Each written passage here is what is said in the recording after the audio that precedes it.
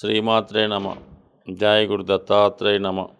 ఈ వీడియోలో మనం ఫిబ్రవరి 18 నుంచి 24 మధ్యలో జరగబోయే వారఫలాలు సింహరాశి వారికి ఏ విధంగా ఉండబోతున్నాయన్న విషయాన్ని మనం వీడియోలో పరిశీలిద్దాం. ముఖ్యంగా సింహరాశి వారికి ఈ వారంలో శత్రువులపై విజయం లభించే అవకాశం ఉంది. అలాగే ఆర్థికపరమైన సమస్యలు ఒత్తిడి ఎక్కువగా ఉంటుంది. కుటుంబ సభ్యుల నుంచి విభేదాలు చికాకులు ఎదురయ్యే అవకాశాలు ఈ రాశి వారికి రావడం జరుగుతుంది.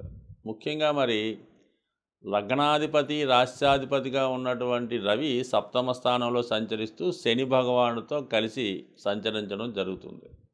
సో ఈ కారణం వల్ల ఏంటంటే జాతకుడు తన వ్యక్తిగత సమస్యలు పరిష్కరించుకునే నిమిత్తం ఒక గౌరవప్రదమైనటువంటి వ్యక్తులను కానీ గురువులను కానీ పెద్దలను కానీ కలుసుకునే అవకాశం ఉన్నది. అతని యొక్క పనుల్లో వేగం తగ్గుతూ ఉంటుంది. ఏ పని తలపెట్టినా ఏదో కారణం వల్ల ఆలస్యం అవడం జరుగుతూ ఉంటుంది. సో అలాగే కొంతమందికి ఆరోగ్యపరంగా కూడా కొంత ఇబ్బందులు అంటే అనారోగ్య సమస్యలు ఎదురయ్యే అవకాశాలు ఉన్నాయి. సో ఇక 6వ స్థానంలో కుటుంబ స్థానాధిపతిగా ఉన్నటువంటి బుధుడు కుజగ్రహంతో కలిసి 6వ స్థానంలో సంచరించడం వల్ల స్థిరాస్తులు సంబంధించిన విషయాల్లో ఆర్థిక లావాదేవీల విషయంలో ఇబ్బందులు ఎదురయ్యే అవకాశం ఉంది. దగ్గర బంధువులతో విభేదాలు రావడం అవకాశం ఉన్నది. చాలా వరకు ఈ విభేదాలకి ఆర్థికపరమైన సమస్యలు స్థిరాస్తికి సంబంధించిన వ్యవహారాలు ఎక్కువగా చోటు చేసుకునే అవకాశం ఉంది. జాతకుడు కొంతవరకు ఈ సంబంధించిన విషయాల్లో రాజీ ధోరణిలోనే వెళ్ళడం మంచిది. 99% జాతకుడికి అనుకూలంగానే న్యాయం జరుగుతుంది, తన మాటే నెగ్గుతుంది. కానీ కొంతమంది మిత్రుల్ని బంధువుల్ని ఈ వ్యవహారంలో దూరం చేసుకోవలసి ఉంటుంది. సో ఇక ఆర్థిక పరంగా కొంత నష్టాన్ని కూడా ఈ సమయంలో రావడం జరుగుతూ ఉంటుంది. ముఖ్యంగా కుటుంబంలో ఉన్నటువంటి అంటే కుటుంబంలో ఉన్న స్త్రీలు అవ్వచ్చు, అలాగే అధికార హోదా ఉన్నటువంటి స్త్రీలు అంటే ముఖ్యంగా స్త్రీలతో విరోధాలు వచ్చే అవకాశం ఉన్నది. సో ఇవన్నీ కూడా జాతకుడు జాగ్రత్తగా ఫేస్ చేసుకోవడం మంచిది.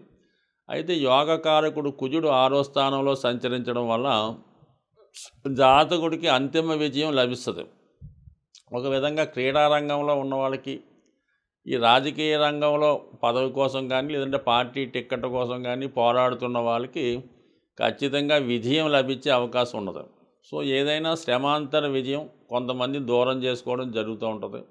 వృత్తి వ్యవహారాల్లో చాలా స్లోగా వ్యవహారాలు నడుస్తూ ఉంటాయి. సో అష్టమంలో ఉన్నటువంటి రాహు కొంత మీ యొక్క విషయాల్లో కొంత దుష్ప్రచారం జరిగే అవకాశం ఉంది. గతంలో చేసిన పొరపాట్లు ఇప్పుడు వెలుగులోకి రావడం వల్ల మిమ్మల్ని అప్రతిష్ట పాలు చేసే సూచనలు కూడా కనబడుతూ ఉంటాయి. అంటే ఏదో విధంగా మీ మీద బురద జల్లే ప్రయత్నం చేస్తూ ఉంటారు. ఇది అందరికీ వర్తించదు, కానీ ఒక రాజకీయ రంగంలో ఉన్న వాళ్ళకో లేదంటే ఏదైనా ప్రభుత్వ అధికారులకో ఈ విధమైన అపకీర్తి ఇబ్బంది వచ్చే అవకాశం ఉంది. బట్ ఏదైనా ఇది టెంపరీగా ఉండే అవకాశం ఉంటుంది. కాబట్టి సాధ్యమైనంత వరకు వివాదాలకి జోలికి వెళ్లకుండా ఉండడం మంచిది. అంటే సాధారణంగా ఈ సింహరాశి వారికి వీళ్ళ దగ్గర పనిచేస్తున్న వాళ్ళు వీళ్ళకి బాగా నమ్మకంగా ఉన్నవాళ్ళే వీళ్ళకి తెలియకుండానే ఇతరులకి మరి ఇబ్బంది పెడతా ఉంటారు అన్నమాట. అంటే ఏదన్నా వీళ్ళ మీద వ్యతిరేకంగా పిటిషన్లు పెట్టడం కానీ వీళ్ళ యొక్క రహస్యాలు ఇతరులకి చేరవేయడం వల్ల కానీ లేదంటే వీళ్ళు చేసినటువంటి బిజినెస్ వ్యవహారాలు రియల్ ఎస్టేట్ వ్యవహారాలు రాజకీయ ఎత్తులు పై ఎత్తులు ఉంటాయి కదా, ఇవన్నీ ఇతరులకి చేరవేస్తూ ఉంటారు. ఈ కారణం వల్ల ఏంటంటే జాతకుడు చివరి నిమిషంలో తను కోల్పోవడం జరుగుతూ ఉంటుంది. అంటే తనకు రావాల్సిన పదవి రాకపోవడం కానీ తనకు వస్తుందనుకున్నటువంటి టెండర్ రాకపోవడం కానీ జరుగుతూ ఉంటుంది. అంటే 99% ఎక్కువ నమ్మక ద్రోహం జరుగుతూ ఉంటుంది. సాధ్యమైనంత వరకు ఈ సింహరాశి వారు ఎప్పుడన్నా సరే వాళ్ళు ఏదన్నా కార్యక్రమం ఇలాంటివి చేస్తున్నప్పుడు ఒక పదవి కోసమో ఒక కాంట్రాక్ట్ కోసమో ఒక ఉద్యోగం కోసమో ప్రయత్నం చేస్తున్నప్పుడు చాలా రహస్యంగా ప్రయత్నం చేయాలి తప్ప మనవాడే కదా అంటే ఖచ్చితంగా వాడి వల్ల ఇబ్బంది ఉంటుంది. అంటే ఎక్కువగా ఈర్ష్యపడే వాళ్ళు మీ చుట్టూ తిరుగుతూ ఉంటారు. ముఖ్య కారణం ఏంటంటే జాతకానికి సింహరాశి వారికి షష్ఠ సప్తమాధిపతిగా ఉన్నటువంటి వాడు శనిగ్రహం అవుతూ ఉంటాడు. సో ఈ కారణం వల్ల ఏంటంటే సేవకుల వల్ల ఇబ్బంది ఉంటుంది జాతకుడికి.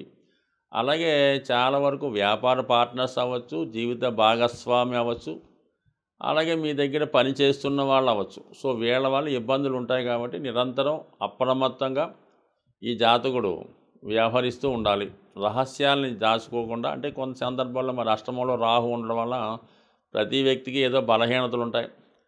ఏదో కొన్ని చిన్న చిన్న పొరపాట్లు ఇంకోటో చేస్తుంటారు. అంటే చాలా సందర్భాల్లో ఎలాగుంటుందంటే కొంతమందికి ఏదో చిన్న మిస్టేక్ కూడా దాన్ని పెద్దగా ప్రచారం చేసి జాతకుడిని అన్పాపులర్ చేసే అవకాశాలు ఉంటాయి. సో ఈ కారణం వల్ల మరి ఎవరైతే మరి పబ్లిక్ లైఫ్లో ఉందాం అనుకుంటున్నారో, రాజకీయ రంగంలో రాణిద్దాం అనుకుంటున్నారో వాళ్ళు మరి కొంతవరకు సొంత అవసరాల్ని, ఆలోచనల్ని, కోరికలను కూడా చంపుకొని జాగ్రత్త. అంటే సింహరాశి సింహలగ్నం వారికి ఉన్నదే కుటుంబం కోసం, మిగతా వారి కోసం వాళ్ళ యొక్క ధనాన్ని, వాళ్ళ యొక్క సుఖాన్ని కూడా త్యాగం చేస్తూ ఉంటారు. కాబట్టి ఎన్ని ఉన్నా కూడా ఇతరులకి అనుభవిస్తారు తప్ప వీళ్ళు అనుభవించలేకపోతుంటారు. సో ఏదైనా ఈ కారణం వల్ల జాతకులు మరి ఈ ప్రస్తుత సమయంలో వివాదాలకి జోలికి వెళ్లకుండా కుటుంబ సభ్యులతో కలుపుకొని పోవడం అన్నది ఉత్తమమైన పద్ధతి. సాధారణంగా ఈ గోచార ఫలితాలు మనం చెప్తున్నప్పుడు చాలామందికి కొన్ని అనుకూలంగాను, కొన్ని ప్రతికూలంగాను ఉండే అవకాశాలు ఉంటాయి. సో ఏదైనా ఈ గోచారం జాతకంలో జరుగుతున్నటువంటి దశలు జాతకుని యొక్క జన్మ జాతకం మీద మాత్రమే ఆధారపడి ఉంటాయి. అప్పుడు జరుగుతున్నటువంటి దశలను బట్టి జీవితం నడుస్తుంటుంది. అంటే గోచారం ఏం చేస్తుందంటే జాతకంలో ఉన్న ఫలితాలు ఈ గోచారంలో వచ్చే స్థానం వచ్చినప్పుడు అవి ఫలితం రావడం జరుగుతుంటుంది. సాధారణంగా ఈ సప్తమ స్థానంలో గురువు వస్తే వివాహం జరుగుతుందని చెప్తాం. అలాంటప్పుడు మరి 12 రాశుల్లో ఒక రాశి వారికి కంప్లీట్గా వివాహం జరగాలి కదా, అలా జరిగే అవకాశం ఉండదు. అంటే జాతక చక్రంలో వివాహం యోగ్యత ఉండి ఆ వివాహం జరిగే దశ నడుస్తున్నప్పుడు గోచారంలో మరి రవిగ్రహం ఏ సంవత్సరంలో వివాహం జరుగుద్ది అన్న విషయాన్ని నిర్ణయిస్తుంది. అలాగే రవిగ్రహం సూర్యభగవానుడు ఏ నెలలో వివాహం జరుగుతుంది అని చెప్తుంది. అలాగే చంద్రుడు ఏ రోజులో 2-3 రోజులు అటు ఇటుగా పలానా రోజులో జరిగే అవకాశం ఉందని చెప్తూ ఉంటుంది. ఆఖరికి లగ్నం కూడా పలానా లగ్నంలో రాత్రి పగల జరుగుద్దని కూలంకషంగా పర్ఫెక్ట్గా చెప్పడానికి ఈ గోచార ఫలితాలు దానికి అనుకూలిస్తాయి. అసలు జన్మజాతకంలోనే ఈ వివాహ యోగ్యత లేనప్పుడు, ఆ వివాహ యోగ్యత దశ రానప్పుడు గురువు వచ్చినా లాభం లేదు, చంద్రుడు వచ్చినా పనిచేయదు. కాబట్టి ఇంపార్టెంట్గా జాతకం ఇంపార్టెంటు. జాతక ఫలితాలు తెలుసుకొని జాతకంలో ఎప్పుడు జరుగుతుంది అన్న విషయాన్ని గోచారం అన్నది ఆ ఫలితం ఇవ్వడం జరుగుతూ ఉంటుంది. సో అలాగే మరి జాతకంలో చెడు ఉన్నంత మాత్రాన దాన్ని అనుభవించక్కర్లేదు. మంచి జరుగుతుంది అనుకున్నప్పుడు దానికోసం ఎదురు చూడడం కూడా అది జరిగే అవకాశం అయితే లేదు. ఖచ్చితంగా దానికి ఏదన్నా మనకి ఏలినాడు శని జరుగుతుంది, లేదంటే అష్టమ గురువు నడుస్తున్నాడు, అష్టమ శని నడుస్తుంది, ఖచ్చితంగా ఆ సంబంధించినటువంటి దైవాన్ని ప్రార్థించుకోవడం, దానికి సంబంధించినటువంటి దానాలు చేసుకోవడం, అటువంటి వాటికి దూరంగా ఉండడం. అలాగే మంచి జరిగినా కూడా అదేమీ వచ్చి మన మీద అయితే పడిపోదు.